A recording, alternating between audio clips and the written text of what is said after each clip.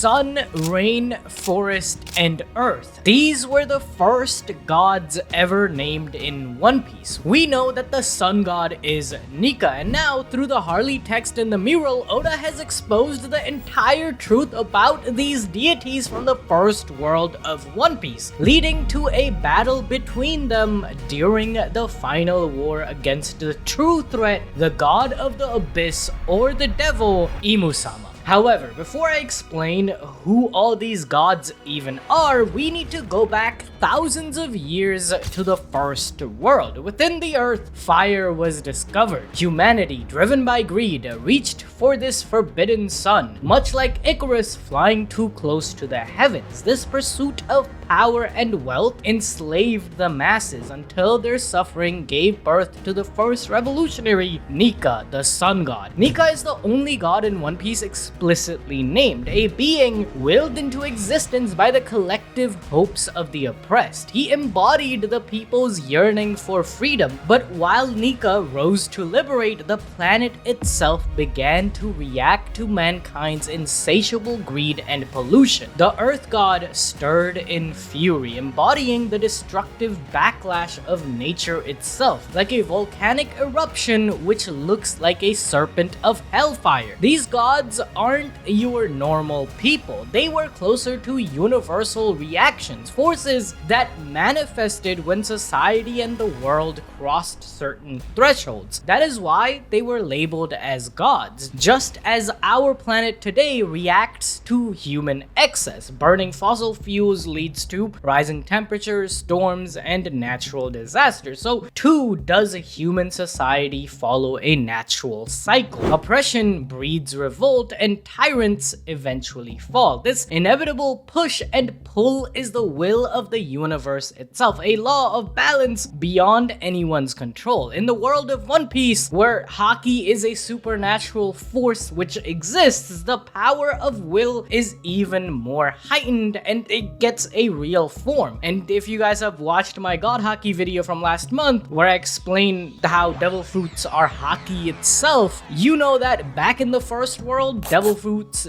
didn't exist, as it wasn't until the second world that the forest god tamed demons or started to give birth to devil fruits. Other than me discovering the gods of One Piece, I've also found a banger game for you guys called Duet Night Abyss, a brand new hybrid action RPG that's launching globally on October 28th, 2025. However, the reveal that it's not gonna be just another gacha slop has me even more hyped because there are no character banners, no star ratings, and no stamina restrictions. Every single character and weapon can be earned for free just by playing and farming their secret letter. Just play the game and progress at your own pace. Instead of pushing us players to spend on summons, the monetization is focused on cosmetics like outfits and accessories, letting you support your favorite characters with style while keeping core progression fair. Even before finding out that they were sponsoring us, me and my friends were already hyped for it because the combat is peak. The fluidity and action is right up my alley, and you can freely swap between melee and ranged weapons, forge new gear, and take on challenges with full mobility features like sprinting, grappling hooks, and big leaps across the map. The game also features a dual narrative where you can experience the story through two different protagonists set in a dark fantasy world filled with epic demon designs. If you're looking for a fresh take on anime action RPGs that puts freedom first, like Luffy, check out Duet Night Abyss at the link in the description. The global launch goes live October 28th, 2025, so mark your calendar. Go check it out, guys. It helps us out a lot. First of all, let's get the Sun God fruit out of the way, as in the second world, it was of course eaten by Joy Boy, the previous wielder of the Hito Hito no Mi model Nika, and now by Luffy in the third world. But in the first world, Nika was a real figure or a myth given form by the collective will of the enslaved. The power of Nika gives complete freedom and flexibility to the user, literally being able to bend bend reality by their imagination and will. With his existence, Nika freed the enslaved people of the world. However, the damage was already done. The Earth God reacted, whose rage shrouded the world in death and darkness. Liberation and the world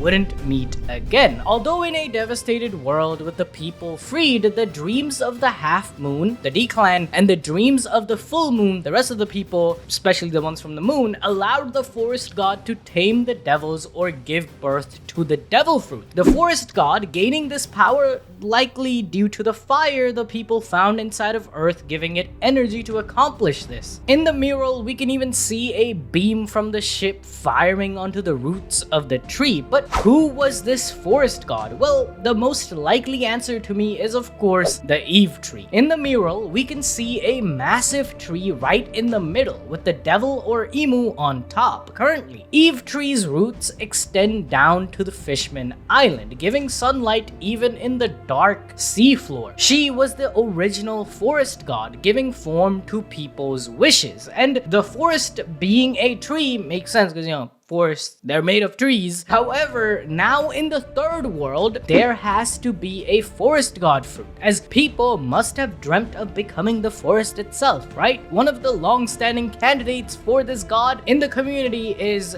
Chopper. While not explicitly a forest god, Chopper's arc paints him as a guardian of the winter forest in spirit, a lonely beast on the mountain who later uses his knowledge of flora and medicine to heal others. In fact, his pivotal act on Drum Island was using a rare mushroom, albeit it was a poisonous one that he found in the wild, but he did try to cure Harley, This connection to the forest flora as medicine foreshadows Chopper's life mission to find a panacea, a remedy to all diseases of mankind. So if you look at the beginnings of the second world, it was devastated, where all people could do was dream of a better world. The Eve tree thought of the devil fruits as a remedy to heal the masses. If what I just yapped about felt like me grasping at straws, well, you're not alone, because I feel the same way. Chopper often comes up in these discussions as a candidate for the forest god, and honestly because he too is a Hito no Mi user, paralleling Luffy's own human model Nika fruit. It's an intriguing possibility that within the story's lore, Chopper might someday be revealed or at least symbolically be positioned as the forest god. However, in SBS Volume 20, Oda reveals that a human eating the Hito no Mi gives no change in the user. The only reason Chopper changed was because he was an animal eating a human fruit. I don't think Chopper is the forest god, chat. The more likely candidate would be Greenbull. He's affiliated with the government, literally being an admiral, likely having been bestowed this fruit by Imu-sama himself. He is a tree man, the literal embodiment of the forest, having the power to birth flowers and flora like no other. If Imu does control the actual forest god, which is the Eve tree, her god fruit could definitely be given to a high-ranking celestial glazer like Greenbull. Greenbull even calls himself a creator of life, rivaling the seas. But people say that he's a Logia, like he can't be the forest god because like all these gods are supposed to be zone gods, right? Like they're supposed to be the embodiment of the deities from the first world. But we know through Luffy's Nika reveal that god fruits are likely kept secret by the world government and Imu due to the power they wield to threaten their rule. So we can't rule out Greenbull being the forest god either. What we do know is that the forest god fruit will have something to do with life, greenery, and nature. So now let's move on to where the forest god actually resides, the land, or the Earth God. We learn of him during the first world, when he raged and threw out the Serpent of Fire, being the cause for the world's end in the first age. The Serpent of Fire likely refers to the Earth God having the power to spew magma from deep within the Earth, or molten fire from the core of the planet. This magma cools off and then creates a literal serpent bathed in blood. And during the Elbaf flashback,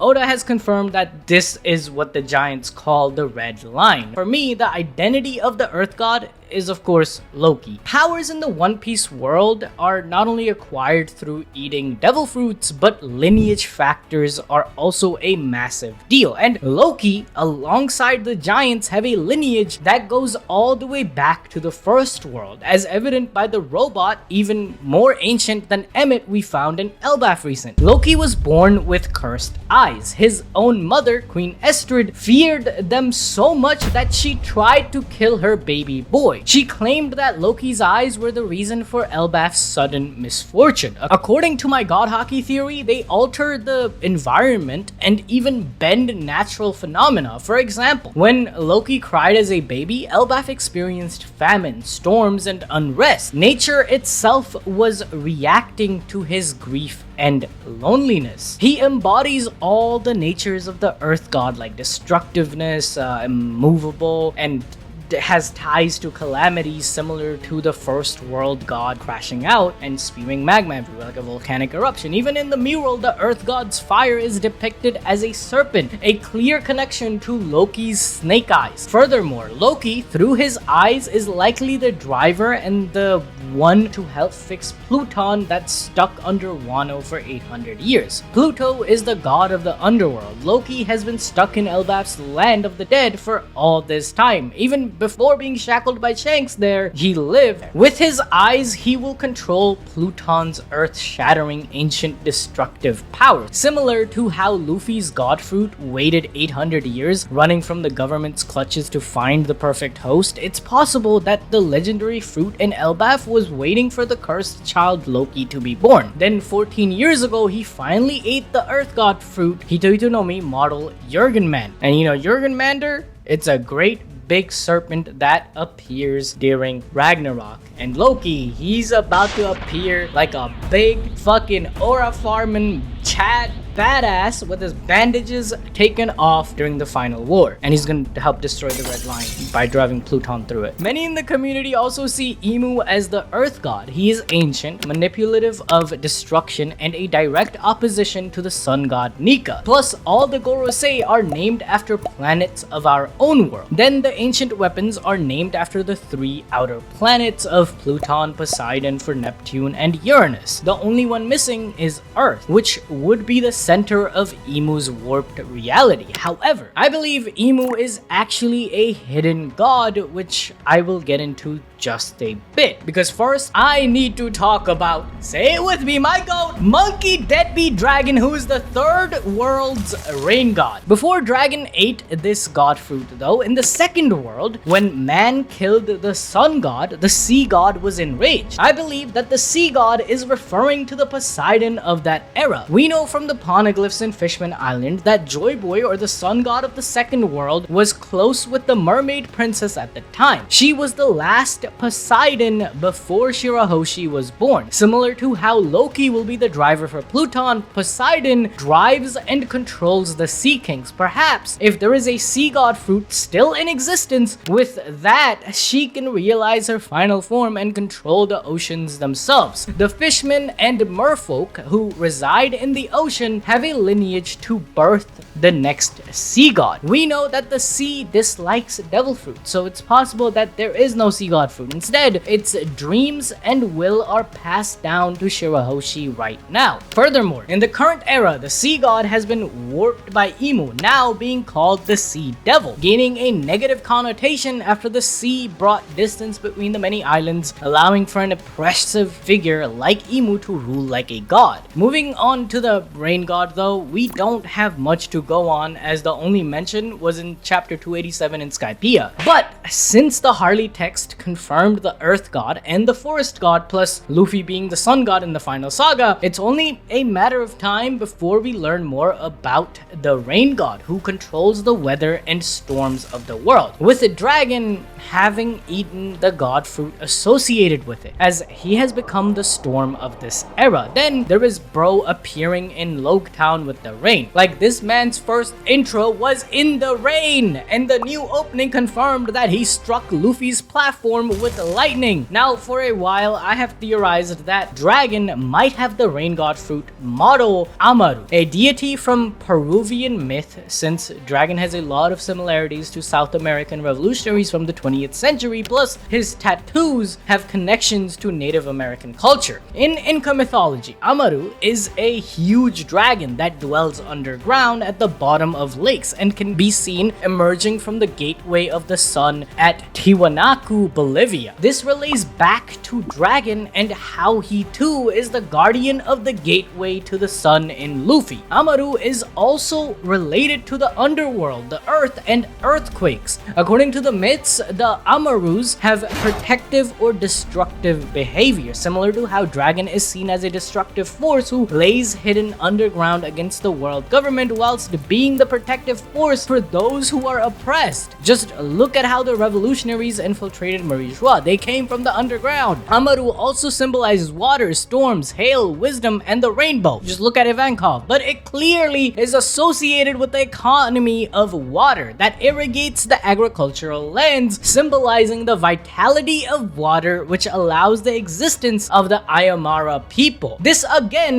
runs back to Dragon, who is trying to give life to normal people with his revolution, and every time he enters a place, rain or a storm will follow. Dragon represents the rain pouring on to the people as they are the plants, and Luffy is the sun who will complete this cycle of giving them life. My goat is literally the rain god, okay? However, recently I watched Ohara's new video because it had my goat Dragon on the title and thumbnail, and it was on my recommended. You know, if I see Dragon in my recommended, I'm gonna click on that video. There, he talked about how he believes Dragon's rain god fruit is actually the god of storms Susanoo from Shinto mythology, as he embodies storms, tempests, and chaotic seas. He is also known as a rebellious deity who defies the heavenly order, causing destruction, but also acts as a protector. And honestly, I'm kind of sold on this idea. We know Oda likes to blend in bunch of different myths and cultures together for fruits and power, so I wouldn't be surprised if Dragon ends up having the Susanoo fruit either. If you guys want a deeper dive, I highly recommend Ohara's video. After you watch this video, go watch that video, because I don't want to repeat the same stuff all over again, going through the entire history of like Susanoo, because that would be like a video on its own, like a 20+ minute video. Anyways, there's one more god we need to talk about, the god of the abyss, or the devil himself. All the gods so far have some kind of a role where they have the power to destroy but also give life. However, the abyss only takes. This is the power Imu wields, likely the god fruit called the Devil no Mi, having the power to suppress and oppress others' wills to make them do Imu's bidding. We see this firsthand with one of the strongest giants, Dory and Broggy. Not only that, but the mark the gods' knights use to travel literally is called the mark of the abyss. This abyss is likely a reference to the seafloor where there is no sunlight. Perhaps in the One Piece world, on the seafloor lies hell itself, where devils roam, maybe a world of darkness itself from which Imu borrows power, because in Japanese this word for abyss can also suggest a link to hell for Imu. The abyss god is a divine figure representing the void and the erasure of liberation, where Luffy is explicitly revealed as the Sun God Nika. Imu serves as the antithesis to this. The idea is that Oda structured the final saga's conflicts around the different gods I mentioned this video, and an opposing abyss is about to consume them all. Imu's dominion from the empty throne mirrors this role, as he's the one god who sits above all others, hidden in the void, unseen yet absolute. One of Imu's recent actions showcases this. Bro wiped out Lulusia off the map, leaving nothing but absence, swallowing the land into the abyss. Honestly, I think I want to do a video revealing every single god fruit in One Piece, because this video was just me yapping about the named gods from Skypiea arc and the mural. So let me know if you guys want that every god fruit in One Piece video. In the meantime, watch this video on the Rocks Pirates instead.